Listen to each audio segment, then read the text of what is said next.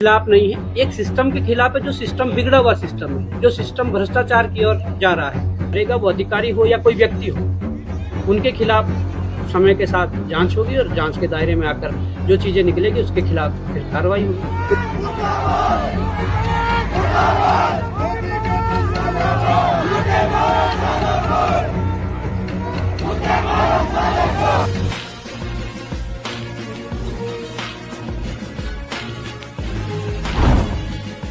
लग रही मुर्दाबाद की क्या कहना? देखिए, जो अनियमितताएं हमारे सामने आई थी, हमने उसके साक्ष्यों के आधार पर जांच की मांग की है। उसमें 5 बिंदु हैं।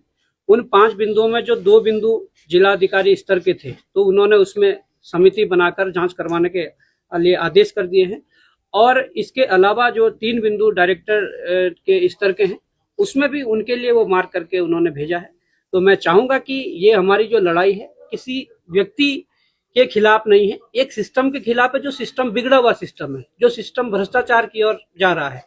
हमारा केवल उद्देश्य और सिद्धांत ये है कि ये जो भ्रष्टाचार जो दिन प्रतिदिन बढ़ रहा है, इसको कैसे कम किया जा सके, इसको कैसे समाप्त किया जा सके, उस ओर हमारी ये लड़ाई चल रही है। कोई भी व्यक्ति इस प्रकार से ना सोचे कि ये उनके खिलाफ लड़ाई है। ये व्यवस्था के खिलाफ, और व्यवस्था के खिलाफ लड़ाई लंबे समय से लड़ते आ रहे हैं और वर्तमान में लड़ रहे हैं, और भविष्य में जरूरत पड़ेगी तो भविष्य में भी लड़ेंगे।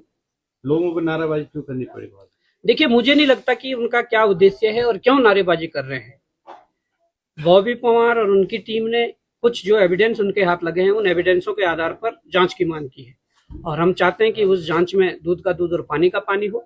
हमने किसी के विरोध में इस प्रकार की ये चीजें नहीं कर रहे हैं, पर हाँ, इतना जरूर है कि जो गलत करेगा वो अधिकारी हो या कोई व्यक्ति हो, उनके खिलाफ समय के साथ जांच होगी और जांच के दायरे में आकर जो चीजें निकलेगी उसके खिलाफ फिर कार्रवाई होगी। देखिए, अटैचमेंट इसलिए जरूरी है कि उक्त अधिकारी जो विजय प्रताप भंडारी है, उस अधिकारी ने जब बीच में शिकायतकर्ता द्वारा सीएम हेल्पलाइन पर एक शिकायत की गई थी, तो ये इतने हिमाकत रखते हैं कि वो सीएम हेल्पलाइन पर जाकर उस शिकायतकर्ता का जो पता है और मोबाइल नंबर वो चेंज करवा देते हैं।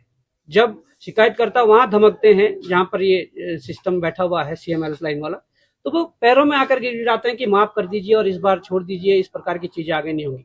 तो आप समझ सकते हैं कि किस प्रकार का भ्रष्टाचार और किस प्रकार के भ्रष्टाचार की जड़ें कितनी गहरी हो चुकी है।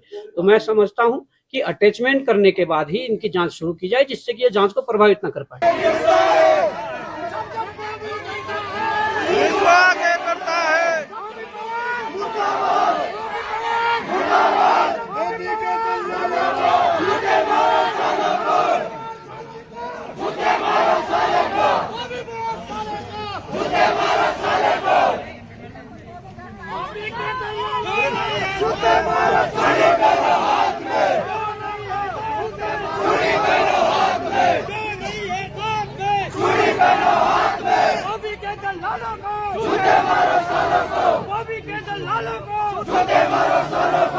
नमस्कार और देखते रहिए पहाड़ दूरदर्शन न्यूज। ऐसे ही लेटेस्ट अपडेट पाने के लिए हमारे चैनल को सब्सक्राइब करें और तुरंत नोटिफिकेशन पाने के लिए बेल आइकन प्रेस करना ना भूलें। यदि आप हमें फेसबुक या इंस्टाग्राम के माध्यम से देख रहे हैं तो हमारे पेज को फॉलो जरूर करें। धन्यवाद।